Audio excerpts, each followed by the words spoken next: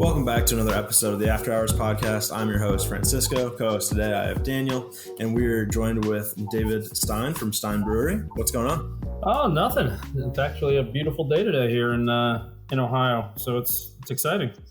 Oh yeah, we're from Toledo, Ohio. What part are you from? We're Mount Vernon. We're about 45 minutes, kind of mostly east of Mount Vernon, or Mount Vernon, out of east of Columbus. Right on. And what is your position within the brewery? I think we know it is named after you, but just to clarify. I am the grand check writer.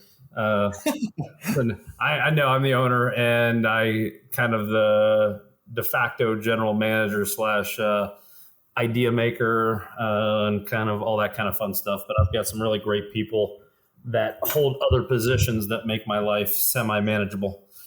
For sure. How big is the team operating? Actually, we're growing and growing right now. We're just under 50 people right now. Wow. The big difference, and one of the biggest difference is that really separates or makes us different than a lot of quote unquote like breweries is our restaurant side. We are just as much of a restaurant as we are a brewery.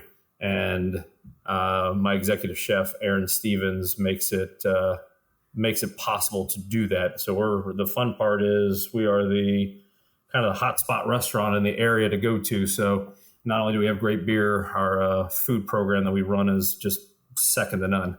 And was that kind of like a part of the business plan from the beginning? It really was. I did the fun part in between my past company and then deciding to start this venture. Was the research. And I went all over Ohio mainly and some out-of-state breweries. And the one thing I noticed on most, and it's no offense to them, kitchens are really hard. Food programs are really hard. Most tend to not want to do anything with food. Not all, but a lot of them like to outsource and have a food truck show up. I've been to some that actually rents their kitchen out to someone that wants to run a kitchen. And I saw different stuff. Now, there's a few definite ones that I went to that had phenomenal food, and not that others don't have phenomenal food, but it didn't seem like the effort was in the food part. And the one thing I've always seen or was in my illustrious going to bars and breweries career was when you eat food, you'll drink more. So it's one of those things that having just a pure tap room limits you some to how much tolerance and how many beers they want to have. The food program was something we definitely want to incorporate from the start. Yeah, and that's kind of something I've noticed from past guests we've had on the show is that there's almost like a fine balance between you have the brewery side of it, but then there's also the food side of it. And if you can figure out a way to get both sides, because the food side of it, you're going to have a smaller profit margin, and the brewery side, you're going to have a little bit more of a profit.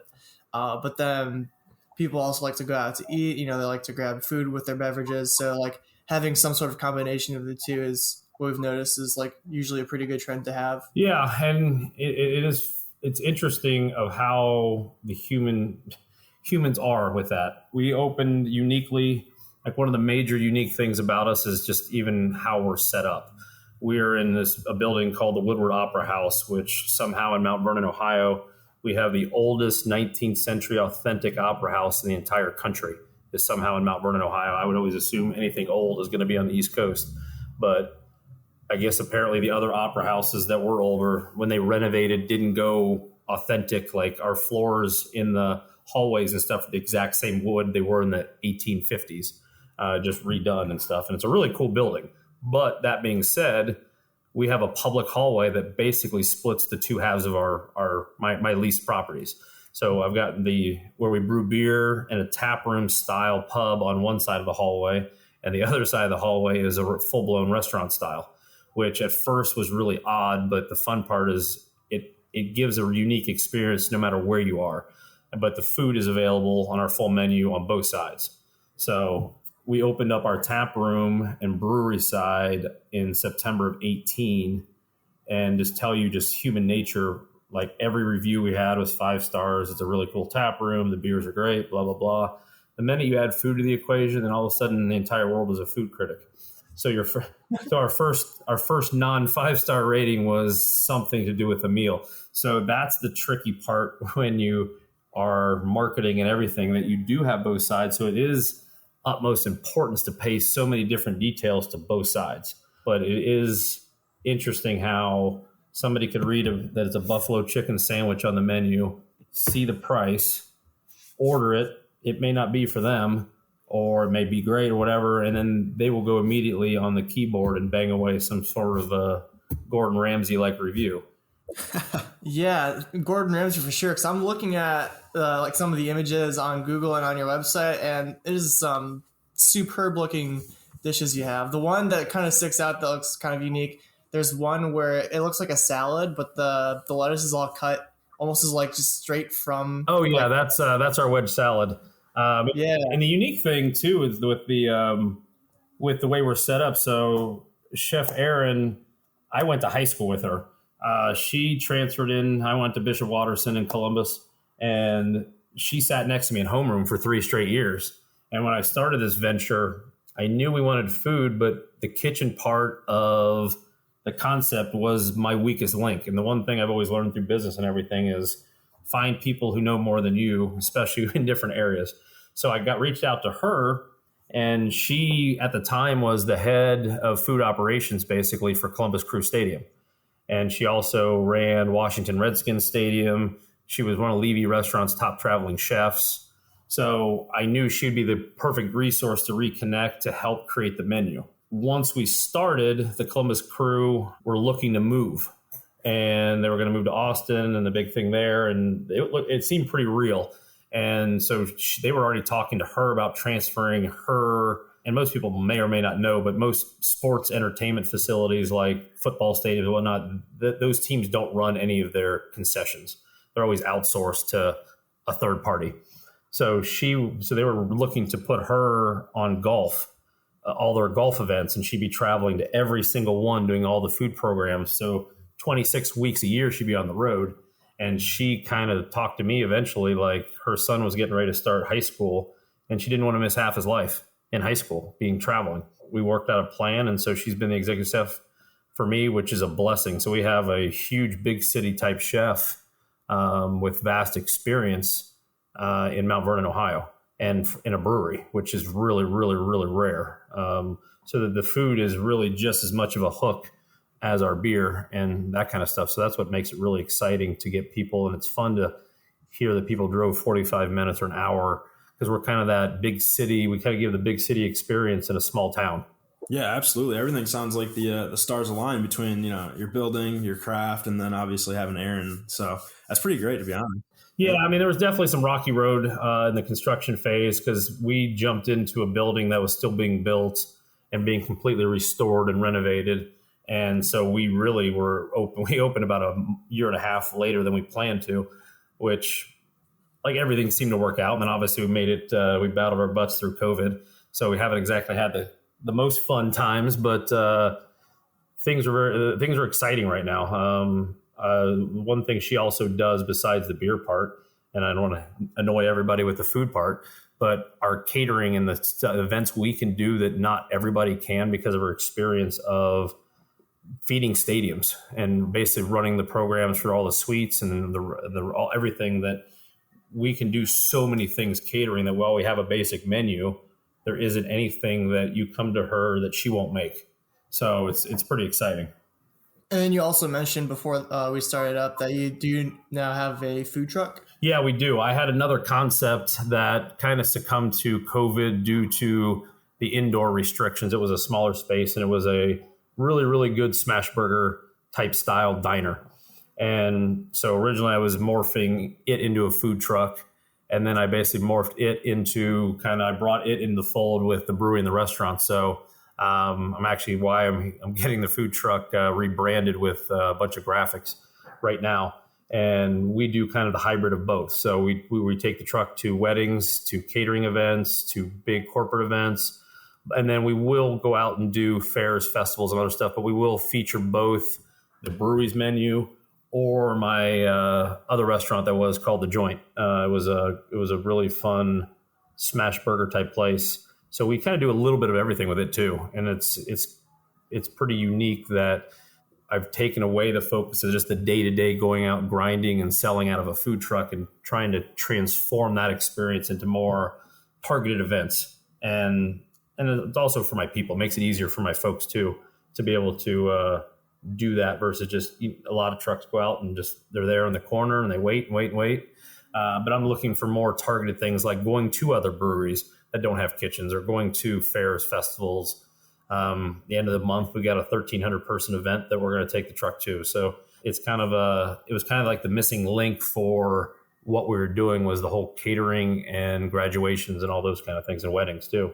Have you heard about, this is kind of more recently been trending, but have you heard about like the mobile bars and the mobile like beer trucks?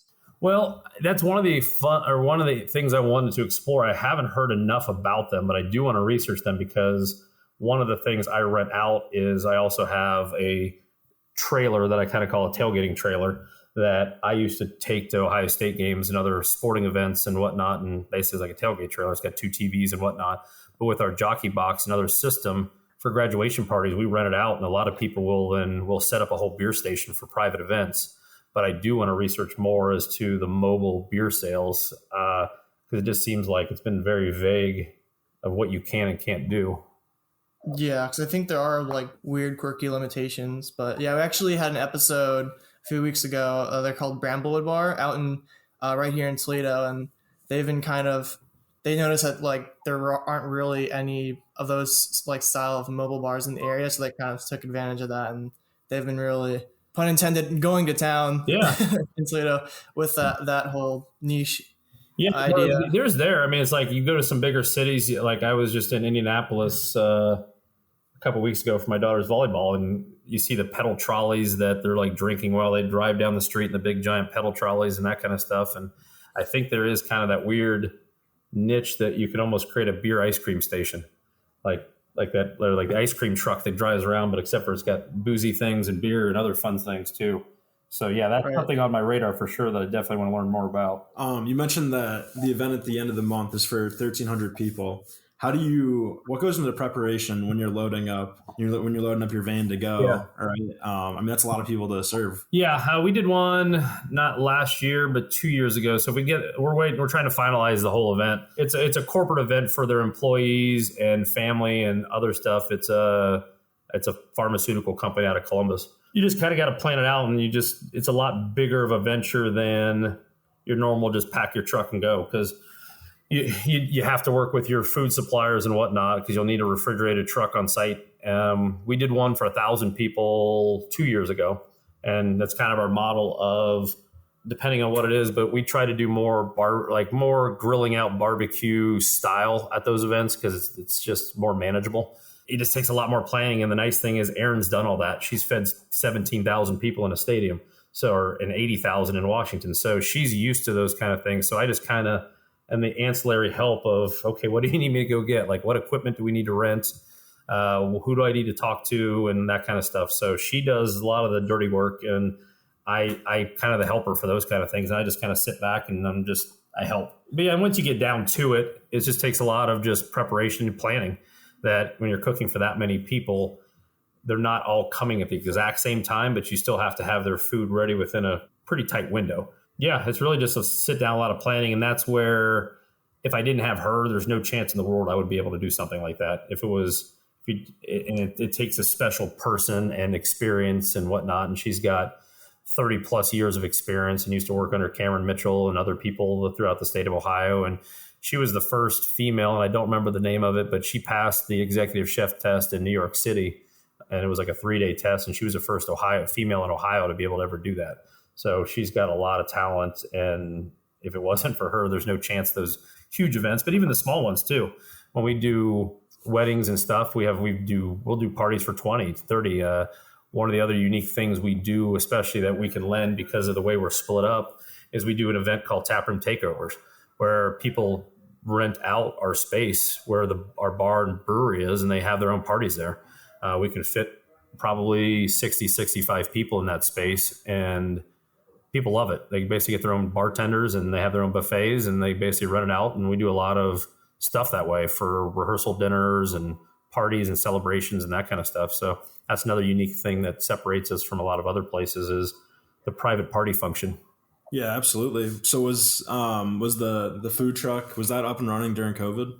It was, and actually it was the spin from our sit down place that I had, we turned it into a food truck and learned a lot. Food trucks are very much different than an actual restaurant. The first mistake we made was we had a full-blown restaurant style menu in the food truck, and it was just overwhelming. That it was just too much. And then I kind of went and studied more of the food trucks, and I realized that a lot of these guys have 5 or 6 or 7 items, and that's how it's manageable. You can't have 40, 50 items on your menu in a food truck and make it, because there's too many things you have to do, and specialties and people that have to cook things a certain way and just uphold our standards that we did. So the food truck started because of COVID, because we closed the restaurant style down, and then we turned it into a food truck. And we really turned it into a mobile restaurant on wheels, because I bought and converted a really big one. It's a 26-footer. And our kitchen in the food truck was actually bigger than our kitchen that was in that restaurant. That's wild. In terms of your distribution of beers, is that everywhere, like in the Columbus area? Have you guys, gone out of state? Well, I'm backwards I don't know who all the listening audience is, but the hard part of the hustle of distribution is you don't really it takes a lot of quantity and volume to make a lot of money in distribution. So it's a really interesting way to do it. You have to have the capability, the size, the production to really ramp up the way to make a good living and good amount. And it takes a lot of work. Not that I'm not into that, but I focus on selling beer internally. Because from a business aspect, you make a lot more money selling internally than externally. Now, if you're Brewdog or some of the bigger ones, North High Street, Homestead, some of the bigger ones, then they do just fine, and their facilities can do it. So eventually, we would like to go that way. We distribute on kind of they ask, we give. It's funny that a lot of people will come to our bar, restaurant, they'll eat, they'll try our beer, and then they own a place that they serve beer, and can we put your keg on tap? Sure. So we don't have anybody that's proactively out selling and trying to do it. We do have some nice places in surrounding areas that is just as much of a marketing than anything, that they like our beer, then they'll come try us and they'll come visit.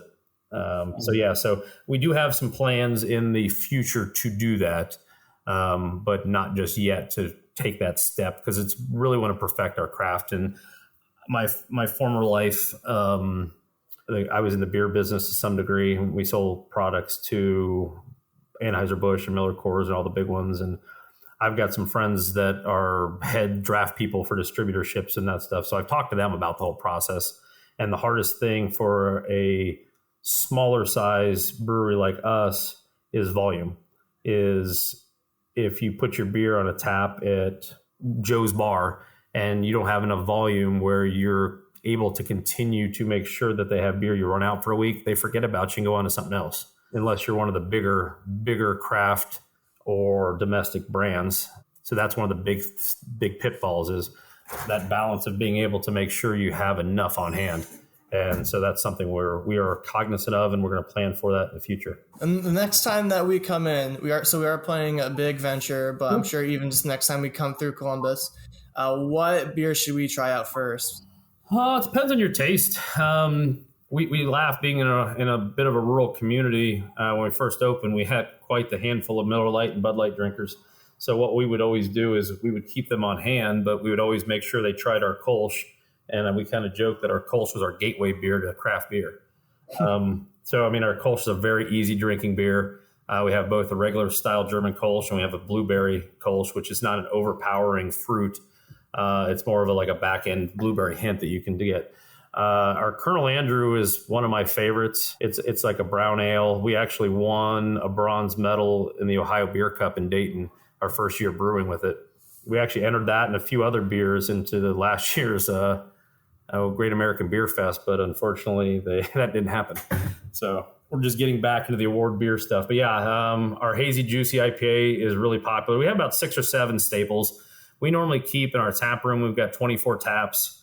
The one thing that also is different that we do that not everybody does is there's so many good beers in the world, especially in Ohio and the Midwest, that we put other beers on our taps. So we're not exclusively just our own beer only. I'd be ignorant to think we have the only beers in the world. So we try to feature depending on how our stock's going, 12 to 14 of our taps are ours, and then another 8 to 10 plus of just beers we like from everywhere else. So yeah, and we do flights, and we do crowlers.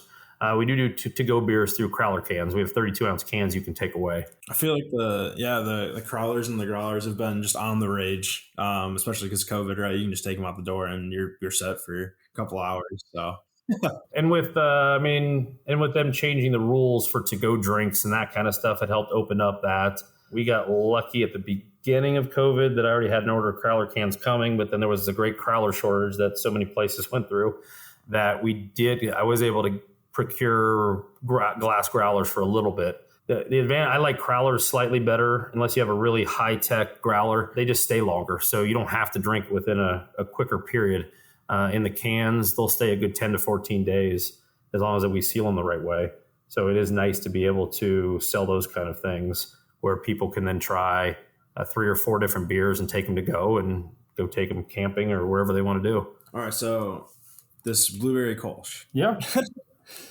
You caught my attention. I'm really excited for that, but if I was to drink that, what would you recommend for me to have as an entree? It's a lighter beer. It pairs well with a lot of the meat that we do. We do a lot of smoked meat, our brisket, pulled pork, and those kind of things. But one of the unique things we do is we do a smoked burger. It's a big half-pound smoked burger, and we just introduced a new brisket burger that it's actually brisket on top of the burger. So it's a big, giant meat lover's fantasy. Burgers, it's amazing. Burgers are our most popular item. The most unique item that I love, we have pig wings. And nobody knew pigs had wings, but we found a way to make sure they did. So yeah, that was actually something that Erin came up with when she ran the Washington Redskins. It's actually a pork shank, but they look like a wing, and it's like a giant meaty piece of pork. It's really good. They're amazing. She came with that idea. They were celebrating the offensive line from the 80s for the Redskins called the Hogs. So she had a theme a lot of stuff after pigs. So she came up with a pork shank that looked like a wing, and we've done pig wings, and I know not many places do it, but they are so unique. It almost will turn you away from chicken wings. No. Yeah. It's hard to believe. Like they're something I would recommend. They're now they used to be an entree. Now they're on our appetizer list. Our probably most popular appetizer is our pretzel. We've got a big giant pretzel that people love. But yeah, you're not going to go wrong with anything she puts on that menu. Yeah, that's what it sounds like. It sounds like I'm coming in, getting a Kolsch, getting an appetizer, the pig wings, and then I'm smashing a brisket burger. Yep, that's you'll be getting ready to take a nap shortly after. Oh yeah, that's the best thing. You get a little food coma and some beverages. Oh, yeah, no, we have all different styles. The one thing that we really strove for, and the only real direction that I gave our brewmaster Andrew Shipp was I wanted to have good drinkable beers. Not that I don't like the outrageous, but from a business standpoint, outrageous doesn't always sell fast quantities of. I appreciate others that do some stuff. I don't mind sampling theirs. And if there's some really fun beers out there, we'll normally just bring them in versus doing some of the stuff our own. There is a temperance Kolsch that we do that we have, I think it's 15 gallons of local maple syrup that we add to it. But yeah, so that's about as wild as we get. Probably the hottest beer we have is we've got an amazingly drinkable triple IPA. It's surprising. I think it's just a smidge under 12%. A lot of people say it's one of the best triples they've had in a long time. So that's a lot of fun stuff we do. But nothing too crazy, like no Captain Crunch beer. No, there's like Homestead up our way in Newark. They do a Fruity Pebbles beer with I don't know how many total boxes of Fruity Pebbles they dump in their system.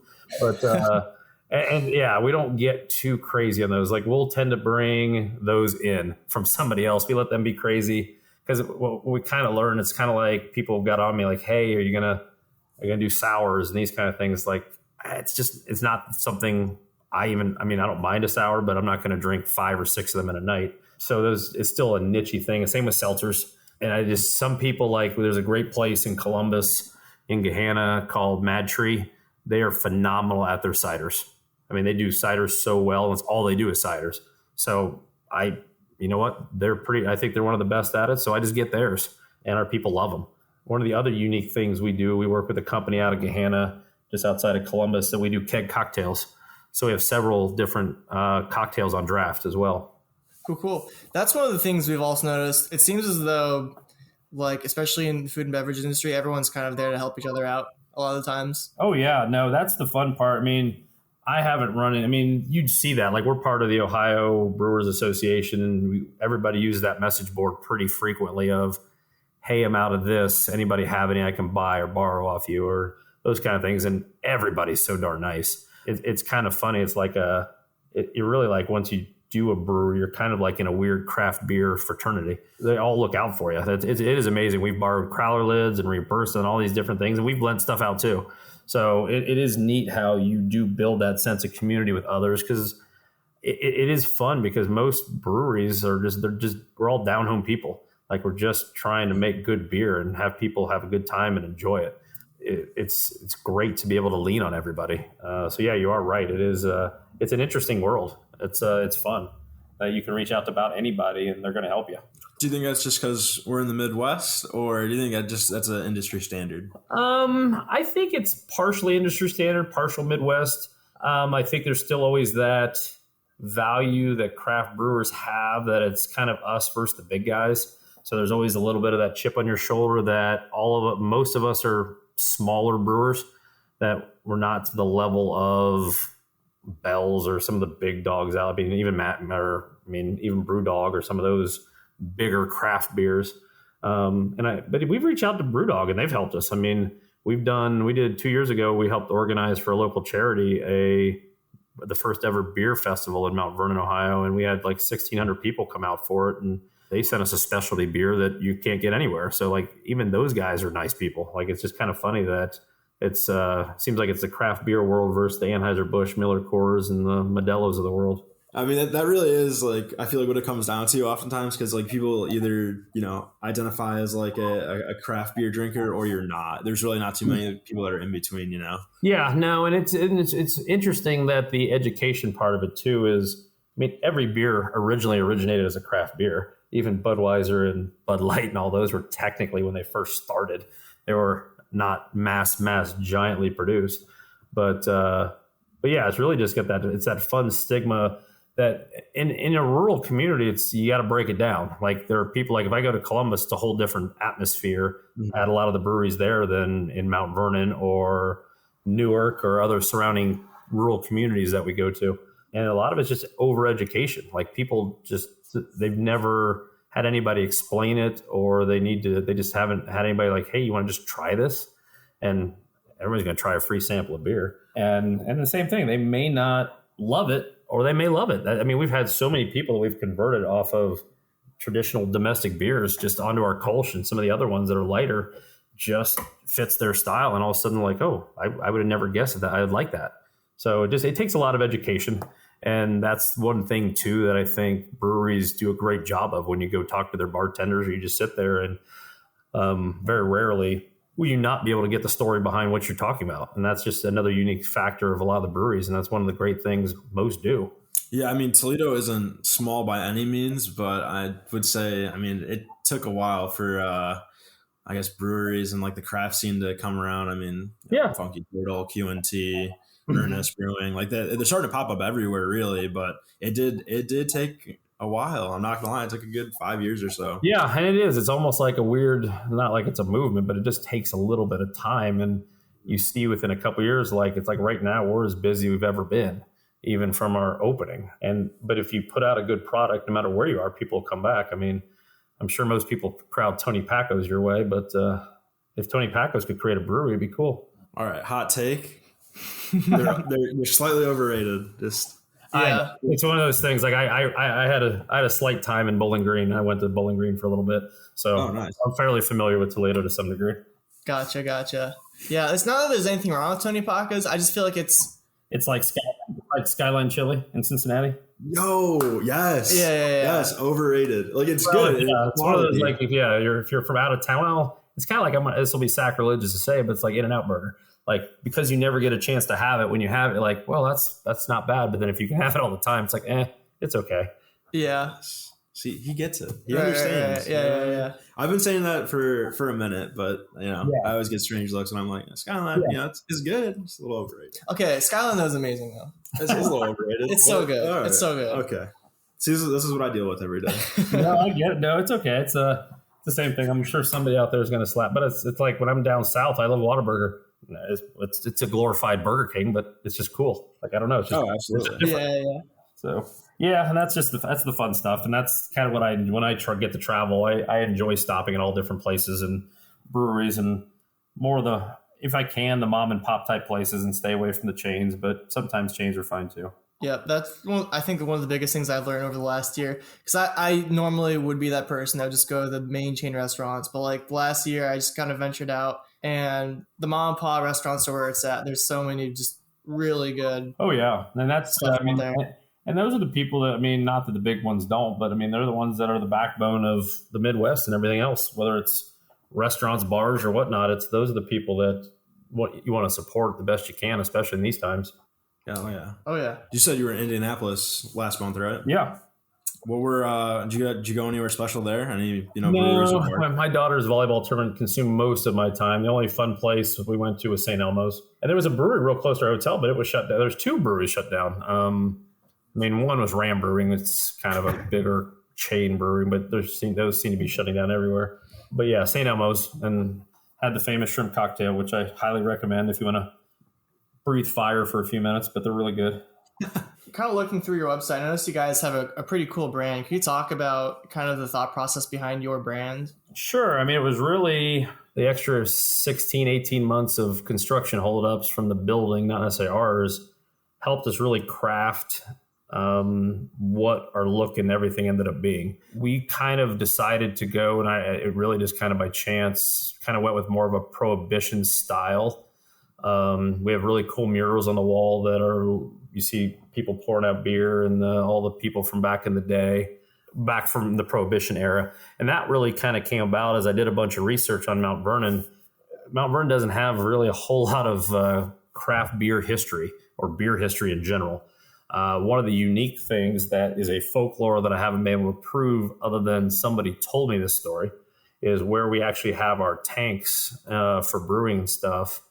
That used to be the actual office of the women's temperance movement for Prohibition for the area of Mount Vernon. So where they fought to basically not let you have beer in bars, we put our tanks in that room completely inadvertently. I didn't know this until when we were opening. Somebody emailed me and said his great grandma, that they know that used to be the office, and that she used to be there, that she basically wished me very good luck, but I'm sure she's rolling over in her grave right now because of what we're doing. So I thought that was pretty funny. So yeah, so it just kind of worked that way. And then the look, and I had a really good combination of architects to be able to take that vision and create it. And then a tremendous, actually I'm sitting in their office now, Tritico Design. I have to throw a shout out to them. They do all my graphics. They do the stuff for wrapping our vehicle, but what I ended up being famous for in town is we have these really big wall murals, and I don't know how long our restaurant is. It's probably 100 plus feet, but there's a giant mural that's all these cool old fashioned beer pictures that runs all the way down it. And I was able to incorporate some of the old local pictures in town, but like for beer and stuff that I wanted to do, we don't have any. I can only find one total picture of this cinder brick building that allegedly brewed beer in 1878. And so we were the first brewery back in Knox County since then when we opened. So it was 40, 50 years in between people brewing beer in Knox County. So that was kind of fun. Pretty historic. This is a question that we just have to ask all of our guests. Do you have any paranormal or ghost stories that? Well, the funny part is I inadvertently, in the basement. So we're in this 4-story building, and I've never heard it, but apparently there's a little girl somewhere in our basement. Okay. People have heard it and have said it clear as day. They'll say stuff it's never happened to me. So I'm okay.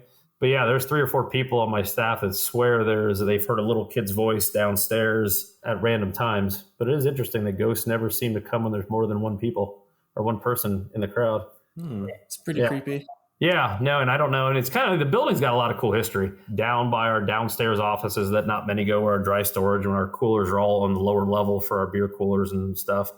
there, like real close to there was this big hole that used to be, I guess, in the late 1800s, early 1900s. There was a tavern on the lower level of this building, and they used to keep all their cold stuff in this like hole in the wall, like because it was underground. So they kept oysters and all these things. And when they dug it up, they found a bunch of really cool stuff from back then. So there's definitely some serious history of this building in Mount Vernon. But yeah, there may or may not be a ghost in the basement. It's pretty creepy. I feel like ghosts always tend to work whenever you're by yourself. They never, like, if you're in a group, they're like, they're fine. Yeah, it's not like there's 7 or 8 people doing something. All of a sudden they come out to say hi. Yeah. Don't want to be outnumbered. I mean, no, it's one of those. It's one of those, like, enough people have said it. I'm like, well, I guess there's got to be something to it. They're not. I mean, they don't seem like they're making it up, but it's never happened to me yet. So fair enough. What would you say is the best part about operating a brewing company?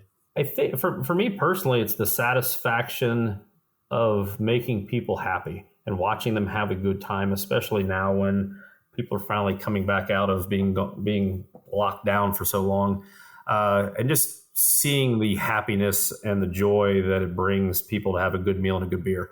And that, like, half of that, and I guess the other part for me personally is watching my employees and my team kind of raise their personal lives. I've been fortunate enough. We've got 4 people that have graduated to buying their own house because of the job we provide, and had several others have just done things personally that makes you step back sometimes and realize that's what you're doing it for. And it's kind of the full circle that I know if they're taking care.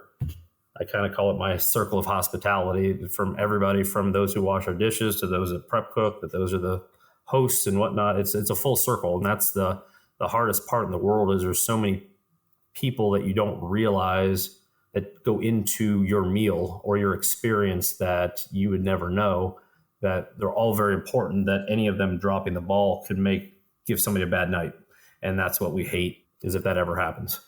Oh yeah. I mean, you can go to a restaurant, 100 times, and someone might not even say anything positive the first 99, and they won't have any complaints. But the one time somebody drops the ball, you're hearing about it. So it is. And that's the stuff like, I mean, I've got a few more reviews to respond to soon, but I'm pretty comedically snarky in my responses sometimes, because it really depends on what the review is.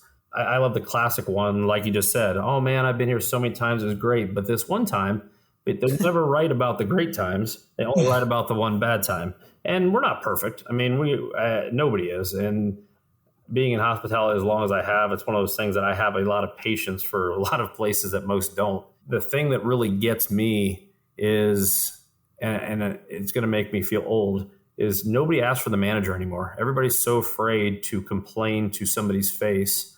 They will lie to you, say everything's great or okay, and then 10 minutes later, they're in the parking lot Facebooking. It's just, I don't get where the civility of that has gone away, where most people don't do that anymore. They would rather go back and be a keyboard warrior than, you know what, I didn't have a great experience, but let me go talk to the owner or the manager so they can A, fix it, and B, maybe they can use it as a teachable moment. I use all the real negative, the few that we get, they're all teachable moments. Like, we try to break down what happened and how do we make it so it never happens. And you're never going to be perfect, but you have to try. Honestly, like, that's pretty unique perspective, that like you would actually want somebody to say, hey, can I talk to your boss, your manager, whatever? Because typically, like, that's like associated with, what I think of like what my parents would do, right? Is like going out of their way. Yeah. And that's one of those things that, like, it's kind of a lost art. And customer service is a lost art. I mean, it's how many times have you gone somewhere that all of a sudden you're taken back, like, you know what? That was a really good experience. That server was great. The host was great. That was awesome. Like, that used to be the norm when I was younger. I mean, I'm not that old, but that was what we always strove for, like the complete experience. But yeah, it's one of those things, like I kind of joke with somebody. I'm like, if you didn't like your hamburger, I'm not going to make you pay for it. I'll give you your money back. Like, don't tell us it's okay and then go bang on the keyboard. But yeah, I reward those people that have those bad experiences. Not only will I make sure I comp their entire bill when they get a hold of me, but I also end up sending a gift card for the next time. So even if it was only one item out of the whole check, I go above and beyond, where it's like, you know what? I would much rather make sure that person's completely happy and satisfied than, because it's kind of the rule. Like, you're going to go out and tell 10 people, they'll tell 10 people before you know it. Like, everyone thinks your place is crap because of one bad experience. And it may or may not have anything to do with you. We've had some that have had a bad experience that you don't know what people are going to walk into. Like, people come in with their own baggage, I guess. And the other lost art that I think is hilarious is many people think a reservation, because we take reservations, that is a guarantee that minute that your reservation is, you're going to get your table. You might have to wait 10 minutes or 15 minutes. It's not like we're hiding a table from you. We're not trying to be like sneaky and be like, oh, I know you want to sit down, but we're just going to keep you out here longer and stare at each other. And those are the funny things. Like, it's like, and I don't know if it's post-COVID kind of stuff, but in the last 2 months, it's been really interesting. There's the level of anger is just amazing. keep my table warm for me, right? Like, what is that? Well, I mean, yeah, it's the same thing. Like, I mean, it was just funny. Like, one of the more memorable ones, it was Mother's Day. We're one of the few places that has a brunch and/or breakfast in town, and it's Mother's Day. It's one of the busiest holidays for any restaurant around. We served more people that day without having an extra event attached to it somewhere than any other day this past Mother's Day. The very last reservation of the day was at like 7:30, 7:45. And there was physically no tables. Like, every minute of the day, someone was sitting somewhere. And but we needed 2 tables for their reservation because they had 8 people. The minute, like, after 10 minutes of waiting, this this is from my host telling me the whole story, I'm writing a terrible review. This is horrible. I can't believe you make us wait this long. I'm like, dude, it's 10 minutes. Like, I know it's Mother's Day, but you have the last reservation of the day. Hang tight. So, but those are things they don't get. And I get it because I tell my people all the time, they're only worried about their meal and their experience. They don't care what we're going through. They don't care if somebody didn't show up. They don't care if there's no dishwasher. They don't care if a line cook didn't show. They don't care if you have 2 servers when there's normally 4.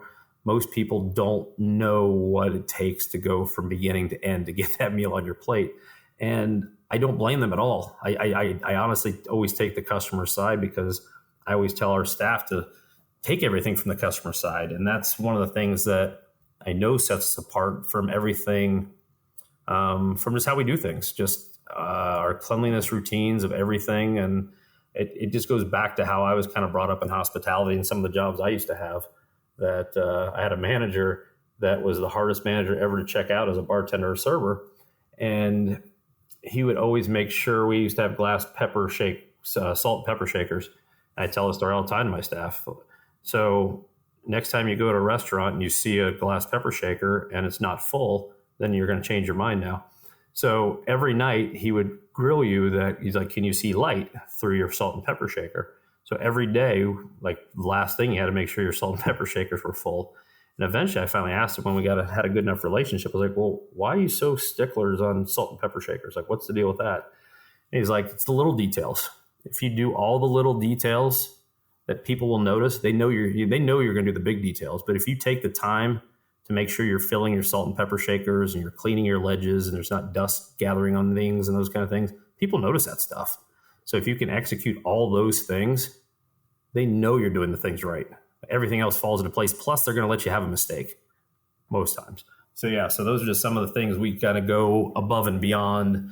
And our customer service and our team and our staff is one of the things that also helps set us apart from a traditional brewery as much as a restaurant. Sounds like you had some pretty good mentors along the way. Yeah, I mean, it was, I had some really interesting jobs. I mean, I did everything. I mean, that's where I knew at the beginning I was weakest in the back of the house. The 2 jobs in my diverse career of hospitality is I was a dishwasher once, and believe it or not, weird sidebar, but I did work for Skyline Chili for a week, and they made me do the rotation of the little hot dogs on the grill, and I burnt my finger. I burnt my fingers so many times after about 6 days. I said, no, thank you. But those are the things too. Like, I've done the dishwashing, I've done the cleaning, I've done the sweeping. There's not any job that they do that I've never done. So I always feel for that too. That was the other thing. As an owner, I empathize because I know some of those jobs just aren't fun. And it does take extra layer of intestinal fortitude to go the extra mile to make sure, you know what, I could cut a corner here, but you know what, eventually it's going to catch up with me. And so those are just some of the things we just instill and do the best we can. Like I said, nobody's perfect, no matter how much training and all that kind of stuff. But if your people like you and they like their job, then it makes it a lot easier.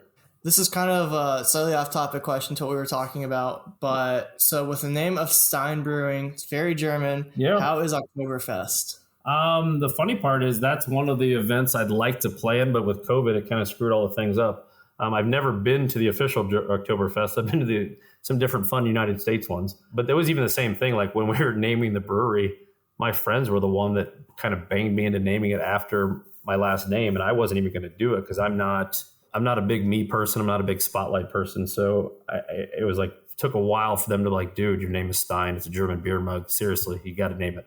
So so we do have, and I did adapt that too. I have a collection of beer steins from around the world that my grandfather gave me. So they're actually displayed in our restaurant side on some shelves. And when I go to places and I see a cool one or a garage, if I happen to be at like a garage sale or something and I see one, I'll buy them just to keep adding to the collection. But he got a bunch of them from when he was in the war and other stuff like that. So we do have at least a little tie to the beer stein. Are there any other holidays that you guys celebrate?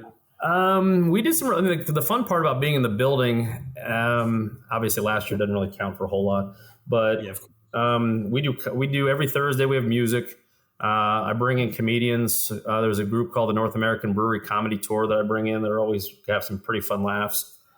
We do really cool New Year's blowout. It just kind of depends. I mean, being in a bit of a rural town, some holidays aren't as big of a drinking holiday and fun as you would think. Like in Columbus, there's a lot more St. Patrick's Day stuff, but our town isn't getting up for 6:30 kegs and eggs and green beer and that kind of stuff. It just isn't happening. But no, I mean, I do enjoy putting on beer festivals. We did one that really blew the town away, and we raised over $30,000 for the local hospital foundation. Nobody would have guessed in a million years that they could have a beer festival on the streets of Mount Vernon. One thing we are doing that isn't really that public yet, but we are going to expand and do a second location in a town called Newark that's about 45 minutes from us. And we already actually have a pretty cool Halloween-themed beer festival that's going to be beer and music festival that we're going to be working on here shortly. Heck yeah. That's really neat. Yeah. Yeah, I mean, people probably would associate celebrating St. Patty's Day at a bar, but no, I get it. I mean, kegs and eggs, that's a wild one. I don't. Yeah, I mean, well, that's one of those things too. Like once eventually I got older, and it's like, I used to do those things all the time. Now it's like, I'd rather just drink from 3 o'clock on. Yeah. One of the other unique things, not unique because lots of people do them, but we have a fun mug club.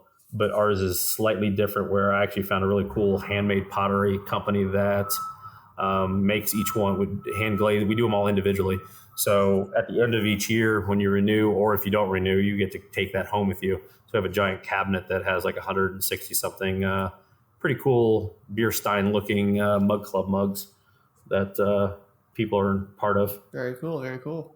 Would you say that there are more Bengals fans or Cleveland Browns fans where you live? More Browns, but an interesting amount of Steeler fans. Oh, boy. Interesting. Yeah. Oh, boy. Yeah. I was funny. I saw a graphic the other day. It was like the Bermuda Triangle of NFL, and it just had the Lions logo, the Browns logo, and the Bengals logo, and then they just formed a triangle of like that's where NFL players go to die. So, and the fun. I'm a Cowboys fan. It was kind of born into me. My grandfather caddied with Tom Landry, and I had a lot of family in Texas growing up, so I just kind of inadvertently became a Cowboys fan, which is no longer really that cool because they suck. But I am excited. I do, and I have a lot of Browns fans, so I am excited for the Browns this year and for my friends, because I respect any team that you can be a fan of, that you can just take a beating all the time and you stay loyal to them. Oh yeah.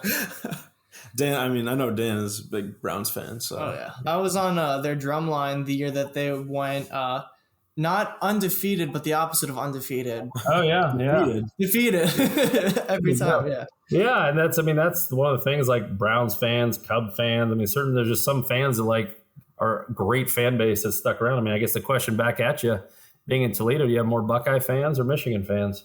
I'm from Detroit. Yeah. So I think it's pretty 50-50. I'd say it's pretty 50-50. It depends like what the category is for sport. So like, I mean, Red Wings are going to dominate for hockey.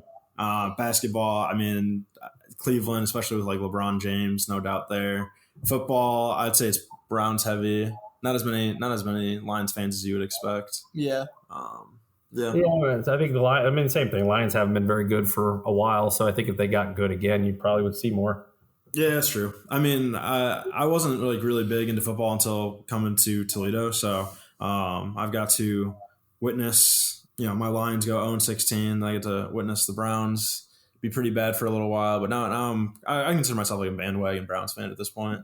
Yeah, that was Columbus went through that in hockey. That most of Columbus was Red Wing fans. And then we got the Blue Jackets. Then we have Blue Jacket fans, but it's like the same thing. It's like we suck.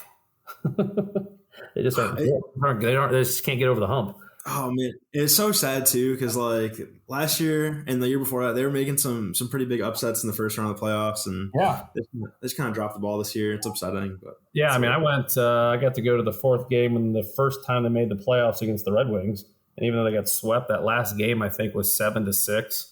And it was it was louder than almost any Ohio State Buckeye game I've ever been to my entire life. And it was nuts. I mean, it was like, okay, this is what hockey's about. This is cool. And that was like, I enjoy it. And hockey's one of those sports too, that it's almost, you really have to go to a game versus like watching it on TV. It's a little more challenging on TV. I mean, that was an absolute gong show, of course. I mean, like 7-6, but when Columbus first came into the league, did they have the cannon? Yeah, no, the cannon's been from early on, and it amazingly hasn't gone away. Even I'm kind of surprised the PC police haven't really taken some of the Blue Jacket stuff because they really theme it more after like the Civil War type stuff. So yeah, they got the couple guys in union, and I guess recently you don't see that as much. But yeah, no, the cannon's been there for a long time. That's kind of cool. It's one of the few cool things. Well, the arena is pretty nice. Nationwide arena, right? Yeah, it's a really nice fan experience. Oh yeah, I mean, like we have like the Toledo Walleye here in Toledo, but I mean they're like an ECHL team, so like think like AA or AAA equivalent. Yeah, well, Columbus used to have the Chill. So that was a fun thing. Like you go down to like the fairgrounds, and there were maybe 5,000-6,000 people could sit in that arena, and I mean those games were nuts. Like, that's what I'm saying. It's like you touched on it earlier. Like hockey is one of those sports. Like it doesn't really matter. Like it could be semi-professional, it could be professional, like whatever. But when you're in that arena, like there's almost nothing like it, really. Like I am a huge hockey fan. So yeah, no, it isn't. Like even the best minor league baseball type stuff isn't anywhere close to it. But no, it's really cool. And I've gotten a few stadiums. And I'm not a giant. I mean, I'm one of those peripheral hockey fans that if you invite me to a game, I'm in. I don't care who's playing because I don't really have a giant Columbus loyalty to the Blue Jackets, being not a giant hockey guy. But hockey's a lot like football to some degree, I think, where you get that super passionate fan base. But hockey's a little more still unique, I think, especially in the Midwest for people understanding it. Agreed. It's still a little bit foreign. I know. I mean, out in Canada is. I mean, that's their sport, right? But I mean, even in like New York and like Philadelphia and Pittsburgh, I mean, they take hockey pretty seriously, and they're all pretty well versed in it. Between having the Rangers and the Islanders, I'm guessing part of that is just because the franchises are so old and they've been around so long. Because like you are seeing at least more of a like Columbus fans are now finally complaining that they suck. And they just like, well, because you see other franchises that like, okay, well, Las Vegas is in the league 2 years, and all of a sudden they're in the finals, and all these like, hey, like why not us? Like, what's wrong with Columbus? I mean, obviously Vegas is a more exciting the city to live in for free agents, but I mean, Nashville. But at least they care. Yeah, they do, and at least they're starting. I mean, that's where you see now is you're getting the Mad Browns fan, or like the fan that they're still going to go, but they're finally rumbling to like complain, like, hey, okay, I'm tired of this. Like, can we start like doing something smart? And they really seemed like 2 years ago they were right on the edge of turning the corner finally, and then I don't know what happened. I don't know if it was Tortella or what, but something happened where nobody wants to be in Columbus all of a sudden. Yeah, they also traded away a couple players, which was very sad. So. Yeah, no, it was. I mean, you see some of the guys they've traded away over the years. Like, I mean, originally, like I got Rick Nash when he finally got traded, and a few other people, but it just doesn't seem like when they make those trades, they work out very well in Columbus's favor. Yeah, it's very unfortunate. Back to Stein Brewery. Yeah.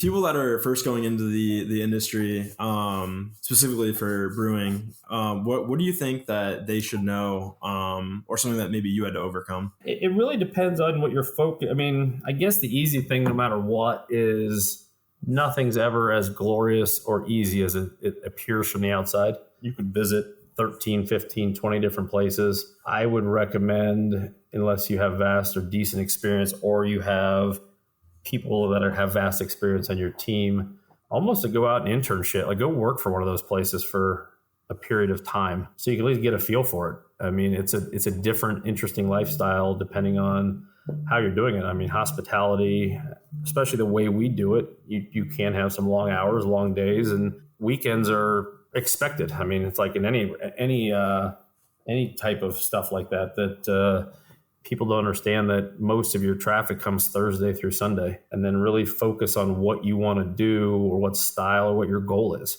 Like what is your beginning game and what is your end game? Most people don't ever get to the point of thinking like, okay, well, and then also really but really plan out like some worst case scenarios. You have to really like, okay, well, what if nobody comes, or what if this happens? I mean, at least play it out in your head of like what the positives and negatives are before you get in there. And do you have the intestinal fortitude and the financing to be able to try and do something like that? Because whatever you think it's going to cost, it costs double, no matter how much you try, especially the beginning. And you try to find ways to just eliminate expensive mistakes. So that's really the key to a lot of those things, and outsource and try and get people in key roles, because certain roles are so critical. If you have food, your head chef or your head cook better know what they're doing. Your head brewer better know what he's doing if you're not going to be that person. So those can be really just devastating things, that like just being a bad hire. I guess that would be some of my advice, is look at those things. And then if you work really hard on those things and really pay attention to your money that's coming in and out, and really worry about not a lot, that's not the right way to say it. Many do, but they don't necessarily pay attention to it. The customer aspect of it. Even if you're going to be a distributor and you're running a tap room, that is your flagship commercial. So whenever they come in, whatever experience they have, they associate it with your beer, whether you like it or not. I mean, very rarely can you have the greatest beer in the world, but your bartender's a jerk. They aren't going to come back, and they're not going to think favorably of your beer. Those are just some of the little things that you don't think of until you're kind of out there doing it. Never really thought about it, but that's a really good point. The association between like the environment and the experience you have, and how it's so closely ingrained with what you're actually tasting. So I think you guys are doing a great job so far from everything I've heard.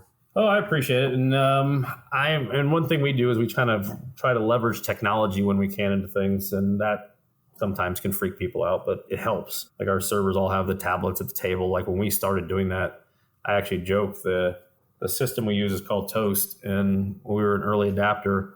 For me to go check it out, actually, there was some pizza shop in Toledo actually that had it, and they were the closest place from Mount Vernon, Ohio. Now it's like there's 6 different restaurants in our town that have the same system now, and that kind of stuff. So I mean, the wave of the future is probably going to be some form of kiosks and stuff. Like in the new location, I'm going to put one of those self-tap beer walls up instead of having a bar, which will be different, but I think I'm going to have a really cool experience that will go with it. That reminds me, similar to like a wine bar, where they have the bottles mounted on the, I guess not mounted, but they're showcased on the wall, and then you can pay with a predisposed or a pre-deposited card that you pay up front, and then you can go through and sample everything. Yep. That's basically the same thing we're doing. Plus, it gives a chance that instead of having it gives me a chance to have kind of a beer concierge that can be up there also more talking about the beers and stuff. When you're truly having just like a bartender, unless it's slow, they lose that chance to truly give a full-blown experience but I can have somebody who all they're doing is talking and answering questions up at this giant tap wall. So, and deep down, it's even like the last product, like my last company. If you ever went to one of those bars or those tubes of beer that you fill and they take them to the table and then you just pour. Yeah. So I invented those and had like 30 patents on those things and sold that company a couple years ago. And then I started this. So, but deep down through that experience, I learned everybody likes to be their own bartender. Like they really get a kick out of pouring their own beer, even though they don't want to go behind the bar. So that was one of the things that I'm kind of incorporating into this new experience for the second location. You're telling me you're the guy that created the massive like beer towers that you see at like Dave and Buster's and everything? Yep, they were one of our biggest. Well, Anheuser-Busch was our biggest customer, but like Dave and Buster's was our fourth biggest customer behind the major beer brands. Yeah, I grew that from my garage. So then we had a warehouse, and that was a very interesting process. Did that for about 11 years, and then we had a company that basically gave us an offer, and I didn't want to refuse it because I was ready to move on and do something different. Yeah, if you go to beertubes.com, my picture's still on the website on the About Us. They never changed that. Yeah. I may or may not be looking that up right now. I even laugh because I'm pretty sure I haven't gone there recently, but I think my 12-year-old daughter's baby picture, her touching a beer tube, is on that page too. Yeah, I mean, it's one of those things. Like it was fun. Like the whole concept came from when I was done playing baseball in college. Then you transform over to playing softball like anybody else, and it's beer league, and then you have nothing to do in the winter. And one of the guys convinced us to bowl, and I never bowled before, and so the way bowling's structured is you have 3 matches or 3 sets or whatever, and that third one's worth extra points. So our pitchers would always get warm during that third one. We drank a lot of them. And so we tried to come up with a way to make beer last longer and be colder in our own thing. And then I went to the bowling alley owner and saying, do you mind if we drink out of this after I made a prototype? And he's like, sure, but can you make me 20? I'm like, okay. So yeah, then all of a sudden, like a whole thing was born, and we started in the bowling industry and just only sold at bowling alleys for the first year, and then we patented like the helmet. We had really cool hockey ones. We did Columbus Blue Jacket ones that were really sweet for Miller Lite in Columbus. And the one thing that I always missed the boat, like we had football helmets, and we were able to regionally do NFL ones in certain cities, and those were awesome. And that's the one area where I know Anheuser-Busch missed the boat, because we ended up getting a cease and desist letter from the NFL, and they did not back us and want to do that anymore. I'm like, you wusses. Like, if they would just put those things in every NFL town, they would just rake the beer sales. Because they even had they even proved it on their end. Anytime Anheuser-Busch would put one of those in bars, that they would increase beer sales by at least 12% for draft beer. Really? So, yeah. So that was the cool stuff. Like, I got to meet some really cool high people, and that's what really helped me when I was creating this concept where I'm like, okay, what beer system do I want to go? Well, I called the head of Anheuser-Busch's draft installing team and got a hold. I'm like, you've done thousands of these things. What do I do? Like, what's the best? And so then they tell me that. And so I was able to lean on a lot of those things to make those are the little things that nobody will see behind the scenes. But those are the big things of like, okay, well, your beer equipment, how's it pour? And making sure you keep them clean and all those kind of things that people just assume everybody does the same thing, but they don't. So yeah, it's been an interesting run around the sun so far. Yeah, for sure. You got any future ideas cooking right now? Oh, there's always something. When we tried to branch out and do some stuff, I had this cool idea. I haven't seen anybody steal it yet, but like there was a group called Twin Peaks that is a Hooters style mountain jack or whatever you want to call it, like country, like mountain, like theme bar and restaurant. And they're out where the girls wear high cut flannel. Yeah. And Yep. Might have perused one or two of those. But yeah, so they had a Vegas location that they were stumped that they wanted to come up with a cool walking around cup. And the one thing I wish I would have done sooner, because I was working on this idea 10 years ago. I was like, okay, what if we found a way to make a booze popsicle? You put that and slid that on the back end of the draft beer cup. It would keep it cold, and then when you were done, you had basically a shot, and then you could just shoot it whenever you were done. So we pitched it to them. They liked it. Just they didn't end up wanting to do it because the quantities they were going to do was going to be too much cost on their end. But that was kind of a fun novelty cup idea. I almost got launched, but didn't. Get the next one. Well, then I laughed because I'm like, man, maybe that boozy popsicle idea wasn't such a bad one either, because there's a whole lot of them out there now. Oh, yeah. I mean, yeah, you can get booze in anything these days. Mm-hmm. I know. It's kind of fun. Yeah, I don't know. There's always something. That's kind of the entrepreneur in me is like, you know what? Whenever I'm done with this, I can always go do the next phase and try something else cool. And I don't know. It's just one of those things. Like I try to look at problems and those kind of things and how do you solve it? Like weird pain. Like how do you keep your beer colder in a pitcher? all right, well, maybe we do this. And sometimes I'm right, sometimes I'm wrong, but it's always fun. You're looking at it from the consumer perspective, which is important because, you got to find those gaps in the market. And then you're probably like, okay, other people have these similar pain points. How do I remedy this? And I mean, I think that's just the spirit of any good entrepreneur. Yeah, and that's what all you can, try to do is if you like that world. And that's a tough world too, because it's hard to shut your brain off when you're looking at things like, oh, how can you make that better? That'd be cool if you could do this and this and this. And that's kind of what I always do with a restaurant that drives them nuts sometimes, but I'm always looking, how can we always be better? Like, what are things we can do to make sure I always have, my team always has the right equipment and the right stuff and the right backing. Because I know if they can do it, then it works for me. Off topic question, but after a long night of research and development or, drinking around the brewery, what is your next day game plan? Is there any hangover recipe you got cooking up? Actually, believe it or not, like my drinking friends think I'm an anomaly. Like, I don't know how my liver can do it, but I've never, maybe once, I've never really had a hangover. My once I get to the shower, I'm good to go. It's kind of weird. I may need some water or every now and then a McDonald's sausage sandwich or something, but it's my wife hates me because she could have like 2 beers and she gets the worst headache in the morning, and I could go drink 12 and no big deal. So I don't know. I don't know. I don't have a great hangover cure, but the easy thing is always grab another. Yep. The next morning. Yeah. Or that's one of the best superpowers. Or a good Bloody Mary always cures a lot of things. Oh yeah, I love a good Bloody Mary. Well, Dan, you got any more questions? Nothing really. I guess one final question is, what's one last piece of advice you'd like to give?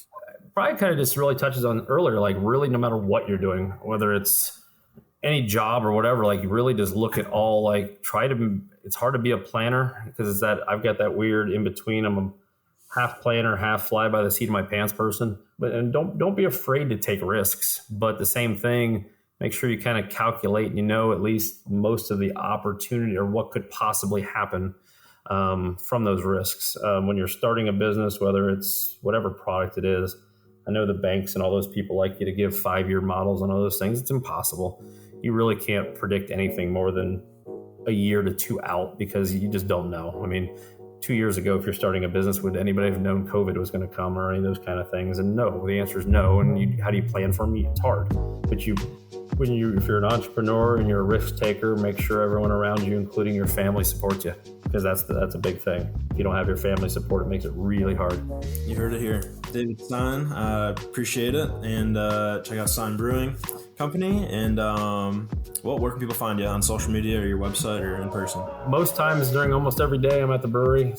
Night, 50-50 chance because I've got to do my daddy duties. But yeah, there's always someone there that will talk to you for sure at our place. Let's see, our Facebook page is Stein Brew Co. I think our Instagram is, Stein Brew 2017.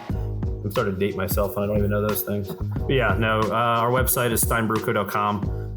Most of your information or almost everything's there. I try to keep that thing pretty up to date. If you want to know about our menus or our beers, everything's up to date on there. You can click on it. We're on Untapped. So you can do a lot of research there too. But yeah, no, thank you guys for having me and look forward to giving me a holler when you guys are heading out. All right, After Hours Nation, we hope you enjoyed today's episode. If you'd like to stay updated, you can check out our site at afterhourscast.com. Don't forget to tune in next Tuesday morning for our next episode. After Hours Nation, stay thirsty, my friends.